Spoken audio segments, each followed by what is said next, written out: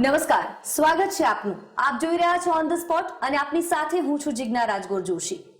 On the સ્પોટમાં આજે આપને મળાવીશ એક એવી હસ્તી સાથે જેઓ વ્યવસાય છે ધારાશાસ્ત્રી, પણ તેમને બાળપણમાં ગળથૂથીમાં મળ્યું છે રાજકારણ. કારણ કે તેમના મામા હતા જનસંઘના સ્થાપક અને હવે તેઓએ પકડી છે રાજ્યસભાની વાટ. જી હા, હું વાત કરી છું ભાજપના રાજ્યસભાના ઉમેદવાર અભયભાઈ ભારદ્વાજની. અભયભાઈ, સ્વાગત છે આપનું ઓન ધ સ્પોટમાં. આપનું પણ સ્વાગત છે. Thank you so much. Abhaybhai, સૌથી પહેલા તો સવાલ એ થાય છે કે ઘણો લાંબો સમય ભાજપમાં રહ્યા, ઘણો લાંબો સમય જનસંઘમાં રહ્યા અને હવે આખરે જ્યારે રાજ્યસભાની ટિકિટ મળી છે તો કેવું મહેસૂસ કરો છો? સૌપ્રથમ તો એક સ્પષ્ટતા કરી દઉં. સૌથી પહેલા તો હું સંઘનો શિક્ષક છું. જે જવાબદારી સંઘ જુદા જુદા સ્તરે આપે એ નિભાવવાનો મેં પ્રયાસ કરેલો છે. વચ્ચેના સમયમાં હું ભારતીય કિસાન સંઘનો ગુજરાતનો કાનૂની સલાહકાર પણ હતો, આજે પણ છું. એ જ રીતે વિદ્યાર્થી પરિષદમાં પણ મેં કામ કરેલું. આપણા મુખ્યમંત્રીજી વિજયભાઈ રૂપાણી અને અમે બંને ધર્મેન્દ્રસિંહજી કોલેજમાં આગળ પાછળ હતા. એમનો સિનિયર હતો અને હું જનરલ સેક્રેટરીની ચૂંટણી હારી ગયો. પછી વિજયભાઈને અમે જનરલ સેક્રેટરીમાં ઉભા રહ્યા અને એ જીતી ગયા. એમની કારકિર્દીની પણ એ શરૂઆત છે. મારી તો કારકિર્દી એનાથી પણ જૂની છે.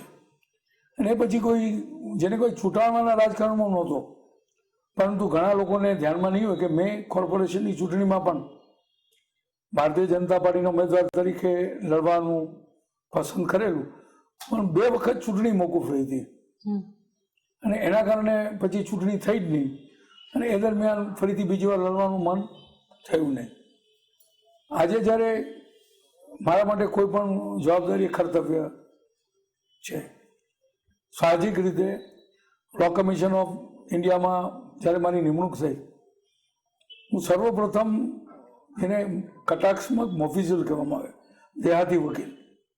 એવો દેહાતી વકીલ આખા હિન્દુસ્તાનમાં હું 70 વર્ષના ઇતિહાસમાં પહેલો છું કે જેને લો કમિશનમાં કાયદાના ઘડતરમાં આદરણીય નરેન્દ્રભાઈ મોદીના વિઝનના કારણે બેસવાની તક મળી.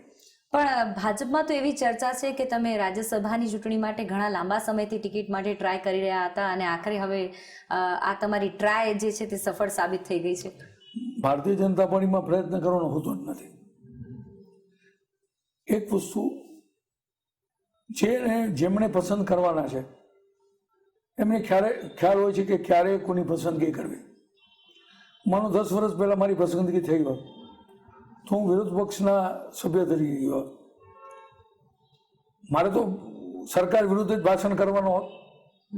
આજે જ્યારે એવે સમયે મારી પસંદગી જે છે કે જ્યારે પસંદ કરનાર લોકોને લાગ્યું કે આખો દેશ ત્રિભટે ઊભો છે, એક કાનૂની મુદ્દાઓ ત્યાં આવવાના છે. કાશ્મીરથી માંડીને રામ મંદિર સુધીના મુદ્દાઓની ચર્ચાઓ વારંવાર આવતી રહેવાની છે અને સૌથી વધારે મહત્વનું યુનિફોર્મ સિવિલ કોડ, સમાન નાગરિક ધારો, તો એની ચર્ચા પણ જબરજસ્ત થવાની. એવે સમયે જે વિચાર મંથનનું સ્ટેજ ગણાય અથવા પ્લેટફોર્મ ગણાય એવી રાજ્યસભામાં મને મૂકવો, મારી પસંદગી કરવી, એનો અર્થ એ થયો કે પક્ષને એવું લાગ્યું છે કે હવેના યુદ્ધમાં આપણે આ સારથીની આવશ્યકતા છે, માટે એ સારથીને એમને પસંદ કર્યો છે. આ ટિકિટ જ્યારે મળી છે ત્યારે તેમાં સિંહ ફાળો કોનો ગણશો? નરેન્દ્રભાઈ મોદીનો, વિજયભાઈ રૂપાણીનો કે પછી અમિતભાઈ શાહનો? હું એક વસ્તુ કહું કે નરેન્દ્રભાઈની મોદીની ઈચ્છા વિના કોઈ ટિકિટ ક્યારે મળે છે ખરી? એટલે તમે નરેન્દ્રભાઈને તેનો શ્રેય આપવા મારો માંગો છો? જવાબ આપના પ્રશ્નમાં છે કે નરેન્દ્રભાઈ મોદીની ઈચ્છા વિના કોઈ ટિકિટ ક્યારે મળે છે ખરી? મારો જવાબ એ છે, મારો પ્રશ્ન એ છે અને આપ જાણો છો એનો ઉત્તર. રાજ્યસભામાં જો જીતી ગયા તો પ્રાયોરિટીઝ કઈ રહેશે કામની તમારા માટે? મારી સતત એક માન્યતા રહી છે. લો કમિશનમાં પણ અમારી પાસે એક વસ્તુ મૂકવામાં આવી હતી. દલિત સમાજના પછાતો, દલિત કરતા let us say that have notes, general જેની પાસે નથી, વંચિતો, જનરલ વંચિતની વાત છે. વંચિતો અને સ્ત્રીઓ માટે ખાસ કાયદાઓ લો કમિશનને કરવા માટેનું કહેવામાં આવેલું. અનફોર્ચ્યુનેટલી મારી બધી ઈચ્છાઓ ત્યાં અધૂરી રહી ગઈ એટલા માટે કે અમારા ચેરમેન જે હોય છે સુપ્રીમ કોર્ટના જજ હોય છે અને ઘણીવાર એ જજો હજી જજશીપમાંથી બહાર નથી નીકળી શકતા. એટલે મૂળભૂત રીતે જે સરકારની સંકલ્પના હતી, નરેન્દ્રભાઈની સંકલ્પના હતી કે વંચિત અને સ્ત્રીઓ માટેના ખાસ કાયદાઓ રક્ષણાત્મક તમે લાવો, એ અમે ન કરી શક્યા. એ જે ઈચ્છા અધૂરી છે અહીંયા પૂરી કરવાની મારી પૂરી ઈચ્છા છે. તમારા ભાઈ નીતિનભાઈ ભારદ્વાજ રાજકોટ ભાજપના સર્વે સર્વા છે અને તમે રાજ્યસભાની વાટ પકડી છે, તો તમારા તો બંને હાથમાં લાડવો છે એવું કહી શકાય. નીતિન જેટલો પરિશ્રમ કરવાની મારી શક્તિ પણ નથી. જસદણની પેટા ચૂંટણીમાં બધા માનતા હતા કે કુંવરજીભાઈ હારી જશે. માત્ર નીતિન 1 મહિનો ત્યાં રોકાણો, એણે કુંવરજીભાઈની જીતમાં એનો સિંહ ફાળો છે. સુરેન્દ્રનગરની સીટ સૌથી ખરાબ લોકસભામાં મનાતી હતી. નીતિને 2 લાખ મતથી સીટ કાઢી દીધી. જુનાગઢ કોર્પોરેશન ભાજપ નહીં જીતે તો બધા માનતા હતા. 1 મહિનો ત્યાં રોકાણો, 54 સીટ 60માંથી લઈને આવ્યો. તો નીતિન મારા કરતાં સંગઠનની દ્રષ્ટિએ આગળ છે, હું તો પાછળ છું. કદાચ રાજ્યસભામાં કોઈ ચર્ચા કરીએ એ વાત જુદી છે, પણ સંગઠનમાં અદ્ભુત એની શક્તિ છે નીતિનની. અને એની સાથે ન મારી કમ્પેરિઝન હોય કે ન એની મારી સાથે કોઈ કમ્પેરિઝન હોઈ શકે. પણ આટલું બધું તમે બંને ભાઈઓ પરિશ્રમ કરો છો, બીજેપીના સર્વે સર્વા રહ્યા છો એમ કહી શકાય, પણ તેમ છતાંય આટલી બધી લાંબી તપસ્યા કરવી પડી આ ટિકિટ માટે? પ્રશ્ન છે કે જ્યારે હું વકીલાતમાં વ્યવસાયમાં આવ્યો પછી પાર્ટીને મારી વકીલાતમાં પુષ્કળ ઉપયોગિતા હતી. અનેક કેસોમાં પાર્ટીએ મારી ઉપયોગિતાનો ઉપયોગ કર્યો છે. માનો કે હું સીધો રાજ્યસભામાં ચાલ્યો ગયો અથવા કોઈ ધારાસભ્ય બન્યો હોત તો ગુલબર્ગ કેસની દલીલ કોણ કરત? પાર્ટીને કિસાનના કેસો માટે કોણ લડવા જાય? તો એ સમયે એક તમારો રોલ પાર્ટીને મદદરૂપ થવા માટે નહોતો. અને હું એવું માનું છું કે પાર્ટીને મદદ કરનાર કોઈ પણ કાર્યકર્તા રાજ્યસભાના સભ્યથી ઓછો નથી. રાજ્યસભાનું સભ્યપદ નિષ્ઠાવાન કાર્યકર્તા કરતાં મોટું નથી. આ તો એક વિશેષ જવાબદારી છે. બાકી હું એવું માનું છું કે ગામડામાં રહીને પ્રતિકાર કરનાર, સંઘર્ષ કરનાર કાર્યકર્તા એ રાજ્યસભાના સભ્ય કરતાં પણ ઊંચો દરજ્જો પાર્ટીમાં ધરાવે છે. પણ રાજ્યસભાના જો સાંસદ બની ગયા તમે, તો અત્યારે તમે જે રીતે રસ ધરાવો છો ધારાશાસ્ત્રી તરીકે, તો પછી તેમાંથી ટાટા બાય બાય કરી દેશો કે પછી કેટલું તેના ઉપર ધ્યાન આપી શકશો? સદનસીબ એટલી છે કે રાજ્યસભા કે લોકસભાના સભ્ય વકીલાત કરી શકે છે. આ પણ જો કે રાજ્યસભામાં બેસનારા લોકો સુપ્રીમ કોર્ટમાં પણ વકીલાત કરી શકે છે. મારી ઓફિસમાં 54 જેટલા જુનિયર મિત્રો છે અને દરેક પોતાની જવાબદારી નિભાવે છે. મારો એક સંયુક્ત પરિવાર છે. વકીલાતમાં બહુ ઓછા સંયુક્ત પરિવાર હોય છે, એટલે કદાચ વડીલ કામમાં આવી જાય તો બાકીની પેઢી જવાબદારી સ્વીકારી લે છે. સામાન્ય રીતે વકીલને ત્યાં સિનિયર જુનિયર હોય છે. મારે ત્યાં મોટા ભાઈ નાના ભાઈ છે, એટલે મોટો ભાઈ કંઈક કામમાં પડી જાય તો બાકીના બધા જ જવાબદારીઓ પોતપોતાની નિભાવી લે છે. હવે મને વિશ્વાસ છે. દિલ્હી દેશનું દિલ કહેવાય છે અને ત્યાં જઈ અને તમારી સક્રિય ભૂમિકા કઈ પ્રકારની રહેશે? હું એવું માનું છું કે જેટલા યુવાનો સાથે તમારું ઇન્ટરેક્શન થઈ શકે. હું જ્યારે લો કમિશનમાં હતો ત્યારે મારો પ્રયત્ન હતો કે યુવા વકીલો એની સાથે ઇન્ટરેક્શન કરું, એને મળવું. મારી એક સતત ઈચ્છા રહી છે. ઘણીવાર બને કે નવી પેઢીને આપણે સમજી નથી શકતા. આપણા કરતાં પણ નવી પેઢી ઘણી આગળ છે. સવાલ એને સમજવાનો છે. મારો પ્રયત્ન છે કે નવી પેઢીને સમજવાનો પ્રયત્ન કરું. એમને કોઈને ઘડવાની કોઈને આવશ્યકતા નથી.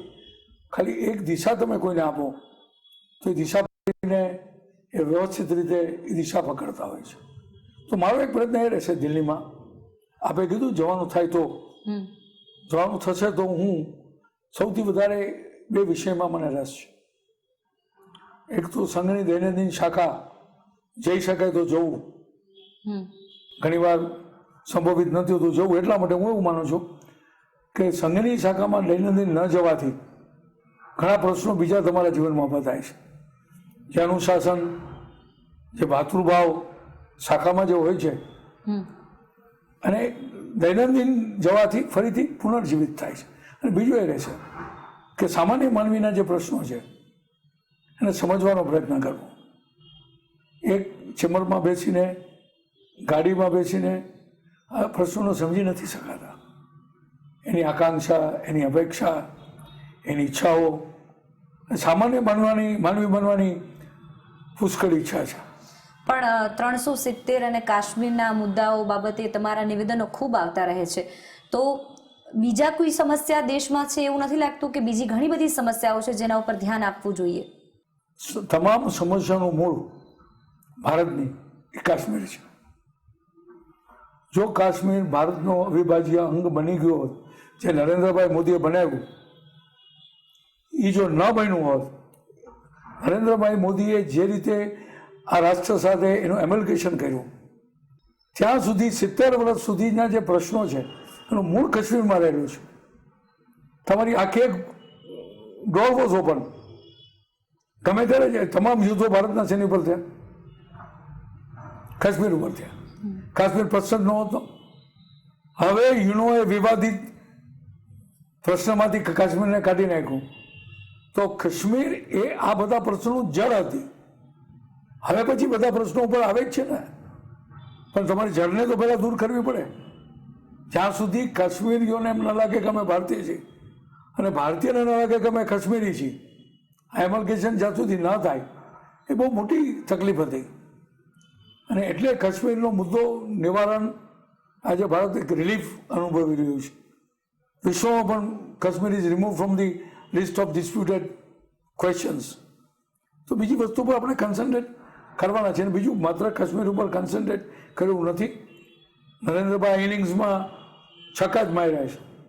Kashmir is one of them. Ram મંદિર સરળતાથી ન્યાયતંત્ર સાથે સુમેળથી આખી વસ્તુ મુકાવી, રજૂ કરાવી. રામ સેતુનો પણ એક પ્રશ્ન હજી એવો છે જે ભારતના હૃદય સાથે સંકળાયેલો છે. તો કેટલીક વસ્તુ એવી છે કે જેનું નિરાકરણ તમામ પ્રશ્નોનું નિરાકરણ લાવે છે. તો એક મુદ્દો આવો હતો એવું હું માનું છું. બિલકુલ. આપના સાથેની ચર્ચા જારી રહેશે અભયભાઈ. અને અભયભાઈ જાણીતા ધારાશાસ્ત્રી છે એટલે વાતોમાં તેમને પહોંચવું ખૂબ અઘરું બની જાય છે. પણ તેની સાથે સાથે આ ચર્ચા યથાવત રાખીશું અને પૂછીશું સીધા સવાલ અભયભાઈને. આપ જોતા રહો ઓન ધ સ્પોટ.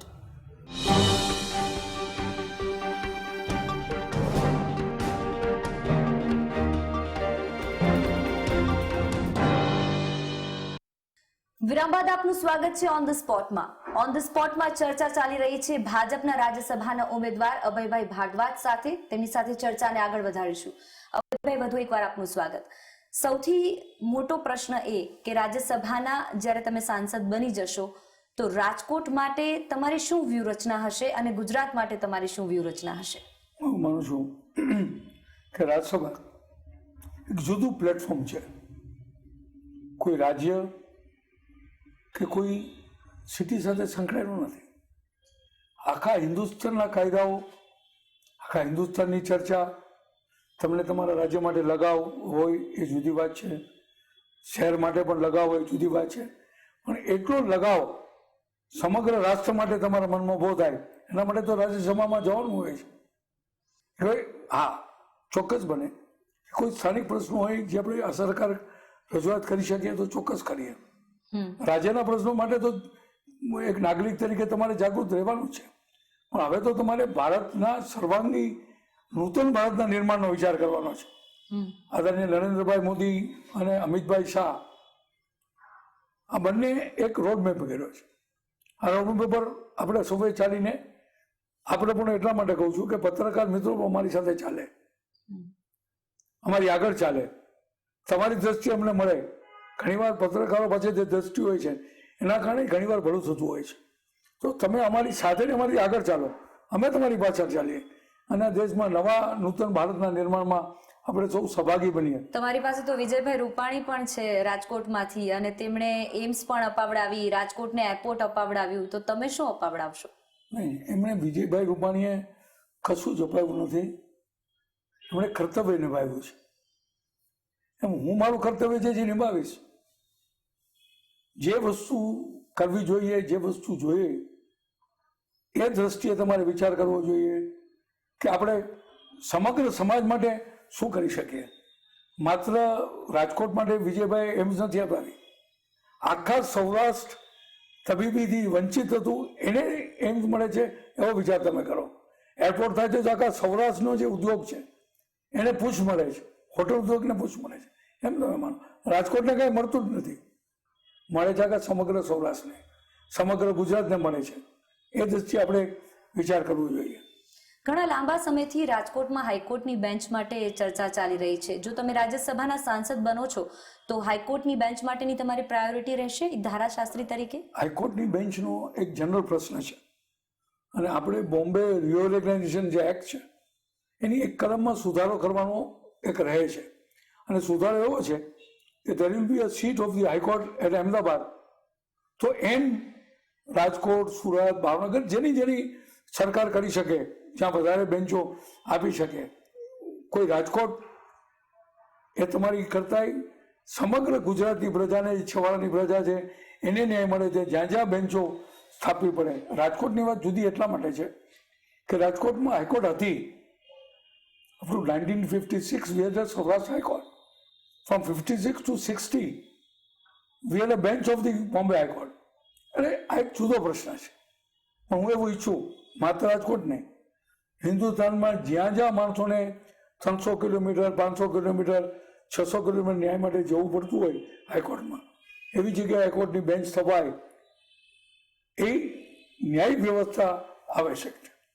તમારી વાત પરથી એવું લાગે છે કે તમે આખા રાજ્યના સાંસદ બનવાનું પસંદ કરશો, રાજકોટના પ્રતિનિધિ તરીકે કે રાજકોટના સાંસદ તરીકે નહીં? રાજકોટ મને ભૂલી શકે કે હું રાજકોટને ભૂલી શકું એવું બને? તમારી જવાબદારી શું છે એનું મહત્વ છે. હું રાજકોટનું છે ને રાજકોટનું જ રહેવાનો છું, અને રાજકોટને પણ ગમે કે એનું કોઈ પ્રતિનિધિ દેશની વાત મૂકે તો રાજકોટવાસીઓને પણ એનું ગૌરવ હોય ને. ભૂતકાળમાં તમે ભાજપ પાસે ટિકિટ માંગી હતી અને નથી મળી, ત્યારે બળવો પણ કર્યો હતો ભાજપ સામે, અને હવે એવું લાગે છે કે મતદારોથી ઉપર જઈ અને ક્યાંક ધારાસભ્યોના દિલ જીતવા માટેનો આ જંગ તમે શરૂ કર્યો છે? મને લાગે છે કે દરેક વ્યક્તિનો ભૂતકાળ હોય છે, એમાંનું ભવિષ્ય પણ હોય છે. એક સમય એવો હતો કે જ્યારે આ ચર્ચા યથાયોગ્ય અને સ્થાન સ્વરૂપે હતી. હું 95ને ભૂલવાનો પ્રયત્ન કરું છું, કારણ કે પક્ષ પણ ભૂલી ગઈ છે. જ્યારે મારો પક્ષ 95ને ભૂલી ગયો હોય તો હું જો સતત યાદ રાખું તો યોગ્ય ગણાય? હું માનું છું નહીં ગણાય. આજે પક્ષે એ ભૂલીને મને જે જવાબદારી આપી, મને યોગ્ય ગણ્યો કે ભાઈ રાજ્યસભામાં પ્રતિનિધિ તરીકે જાય. ઘટનાક્રમ બનતા જ રહે છે. મન દુખો કે મતભેદ થઈ રાખે છે, પણ મનભેદ સુધી ન પહોંચે આટલી જ બધાની જવાબદારી હોય છે. અને હું સતત મેં પણ ચિંતન કર્યું છે મારું પગલું યોગ્ય હતું કે નહીં, અને મને સતત લાગ્યું છે કે સંઘના સંશોક તરીકે મારું પગલું યોગ્ય નહોતું. મારે બળવો કરીને ચૂંટણી લડવી જોતી નહોતી, તો લડી નાખી. હવે એની ચર્ચા હું સતત કરતો રહું યોગ્ય પણ નથી, કારણ કે હવે એના પછીની તબક્કામાં હું આવી ગયો છું. લોકો ભૂલી ગયા છે, બધા જ ભૂલી ગયા છે, તો મારા માટે પણ નવું જીવન શરૂ કરવાનો સમય આવી ગયો છે. અભયભાઈ, તમારા નામનો મતલબ જ ભય મુક્ત થાય છે. અભયભાઈને અત્યાર સુધી કોઈનો ડર લાગ્યો છે, અને અત્યારે પણ શું રાજ્યસભા હારી જવાનો ડર લાગે છે ખરો? તમારો પ્રશ્ન મારી દ્રષ્ટિએ એટલો બધો સુંદર છે. હું વિદ્યાર્થી પરિષદના એક કાર્યકર તરીકે મેં જે જીવન વિદ્યાર્થી કાળમાં કર્યું, મેં એક વિદ્યાર્થી પરિષદનું પરિષદ ગીત હતું. એમાં તમને મારો જવાબ મળી ગયા છે. निर्माण हो के पावन युग में हम चरित्र निर्माण न भूले, स्वार्थ साधना की आंधी में वसुधा का कल्याण न भूले, माना अगम अपार सिंधु है संघर्षों का पार नहीं है, किंतु डूबना मजदारों में साहस को स्वीकार नहीं है. हमारो जवाब છે. અભયભાઈ, એવું કહેવાય છે કે વકીલોને સાચાનું ખોટું ને ખોટાનું સાચું કરતા આવડે છે. હવે રાજકારણમાં જ્યારે રાજ્યસભાના સાંસદ બનવા જઈ રહ્યા છો, અને અત્યારે જે રીતે કોંગ્રેસના એક બાદ એક ધારાસભ્યો આવી રહ્યા છે પક્ષમાં, તમારી સાથે જોઈન થઈ રહ્યા છે, તો શું લાગે છે શામદામ દંડભેદની રાજનીતિ અહીંયા જરૂરી બની જાય છે? પ્રથમ વાત એ છે, કોણે રાજનીતિ કોણે શરૂ કરી? આ દેશમાં વર્ષો સુધી કોંગ્રેસનું શાસન રહ્યું છે.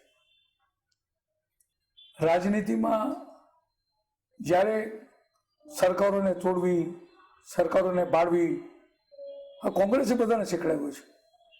પક્ષાંતર સમૂહમાં કરાવવા, આખી સરકારનું પક્ષાંતર કરવું, આ કોંગ્રેસે શીખડાવ્યું છે. કેવી રીતે ખરીદી કરવી સંસદ સભ્યોની, સુબી સોરેનનો કિસ્સો તો તમે જાણો જ છો. સરકાર ટકાવવા માટે આ બધું જ કોંગ્રેસે પ્રજાને શીખડાવેલું છે. કોંગ્રેસની એક પદ્ધતિ રાજનીતિ અને ઘડી એનો પ્રતિકાર પણ આવશ્યક છે. આ ઘાત નો પ્રત્યાઘાત છે. તમે ધારાશાસ્ત્રી છો, વકીલો માટે અને કાર્યપ્રણાલી જે ન્યાયની છે તેને લઈને તમારું કઈ મંતવ્ય અંગત? એવું માનું છું,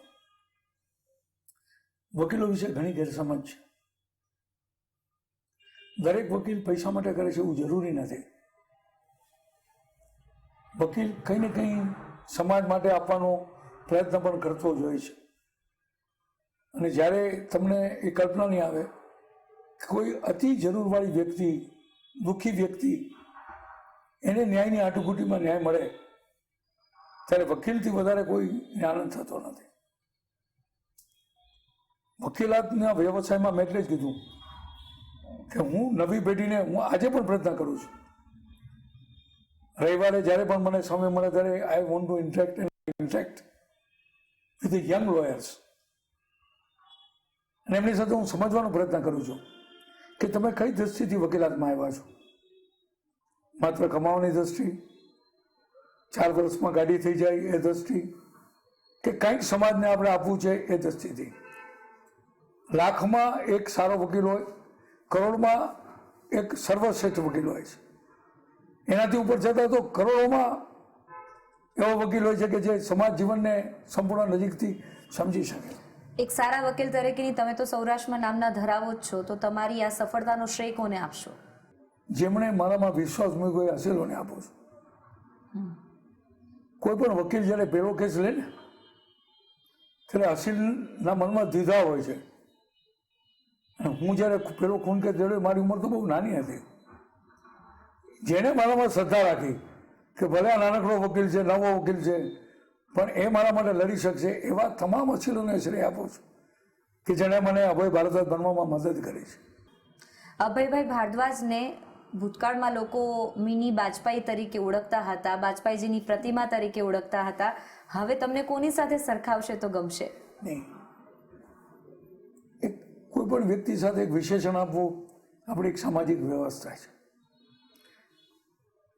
જયપ્રકાશ નારાયણજીનું એક જીવન અને કવન હતું જે મને હંમેશા આકર્ષણ આપે છે. જ્ઞાતિહીન સમાજ, પક્ષહીન રાજનીતિ. અંગ્રેજીમાં તમે જો ટ્રાન્સલેટ કરો, કાસ્ટલેસ સોસાયટી એન્ડ પાર્ટીલેસ ડેમોક્રેસી. આ યુટોપિયન આઈડિયા છે, પણ આ સંભવિત નથી. નરેન્દ્રભાઈ મોદી આજે જે કંઈ કરી રહ્યા છે ને એ આ જ દિશામાં છે કે કાસ્ટલેસ સોસાયટીનું નિર્માણ થાય, સમગ્ર સમાજ એક્ય ધારણ કરે અને પાર્ટીલેસ ડેમોક્રેસીનું નિર્માણ થાય, કે પક્ષ નહીં પણ રાષ્ટ્ર પ્રથમ આવે. રંજન ગોગોઈજીની જે એપોઇન્ટમેન્ટ છે, હું નથી માનતો કે કોઈ એવો આક્ષેપ કરી શકે કે રંજન ગોગોઈજી કોઈ શાખામાં ગયા હતા. કોઈ એવો આક્ષેપ કરી શકે કે રંજન ગોગોઈજી જનસંઘની વિચારધારાથી અનુસાર છે. કોઈ એવો પણ આક્ષેપ કરી શકે એમ નથી કે રંજન ગોગોઈજી ભાજપના સભ્ય હતા. એક ચીફ જસ્ટિસ તરીકે, અને મારી જો માન્યતા ખોટી હોય તો મને ખબર નથી, પણ મારી એક માન્યતા છે કે એમનો પરિવાર કોંગ્રેસ સાથે સંકળાયેલો રહ્યો છે, રંજન ગોગોઈજીનો. એવી વ્યક્તિને મુખ્ય ન્યાયમૂર્તિ કક્ષાએ પહોંચ્યા પછી રાજ્યસભામાં મનોનીત કરવા વિચાર નથી? તમને લાગતું નથી કે આ પાર્ટીલેસ ડેમોક્રેસીની દિશામાં નરેન્દ્રભાઈ દેશને લઈ જવાનો પ્રયત્ન કરે છે? કે યથાયોગ્ય માનવી, શક્તિશાળી માનવી, કદાચ તમારા વિચારો સાથે થોડો અસમત હોય તો પણ જો દેશના હિતમાં કંઈ કામ કરી શકે તો એને મૂકી જોઈએ. આજ સુધી જે નિમણૂકો થઈ છે કોંગ્રેસની રાજ્યસભાની, એ અને આ વખતે નરેન્દ્રભાઈ જેની નિમણૂક કરી છે નિમણૂક તમે જોઈ લેજો, તમને સ્પષ્ટ લાગશે. પસંદગીઓને જોઈ લેજો, તમને સ્પષ્ટ લાગશે કે કાસ્ટલેસ સોસાયટી અને પાર્ટીલેસ ડેમોક્રેસીની દિશામાં એ દેશને લઈ જવાનો પ્રયત્ન કરે છે કે ભાઈ જ્યાં સમાન તક હોય, સમાન જીવન હોય અને શ્રેષ્ઠ માનવી શ્રેષ્ઠ જગ્યાએ બેસે, આવો એમનો પ્રયત્ન હોય એવું મને દેખાય છે. મારી ભૂલ હોય તો મને ક્ષમા કરજો. ચલો, આશા રાખીએ અભયભાઈ આપ આપના જે વિચારો છે તેના પર જ અડગ રહી શકો અને તમારી જીત પણ મળે તેવી શુભકામના અમારા તરફથી મંતવ્ય ન્યૂઝ પરિવાર તરફથી આપને. આપ અમારી સાથે જોડાયા, આપનો ખૂબ ખૂબ ધન્યવાદ. તો આ હતા અભયભાઈ ભારદ્વાજ, જેમણે પોતાની જીત નિશ્ચિત હોવાની સાથે સાથે ક્યાંક એ પણ દાવો કર્યો છે કે પાર્ટીએ મને જે કંઈ પણ હુકમ કર્યો છે બસ હું તેના પર જ મારા કર્તવ્ય પથ પર આગળ વધતો રહીશ. ઓન ધ સ્પોટમાં મને આપશો રજા. વધુ સમાચારો માટે જોતા રહો મંતવ્ય ન્યૂઝ. નમસ્કાર.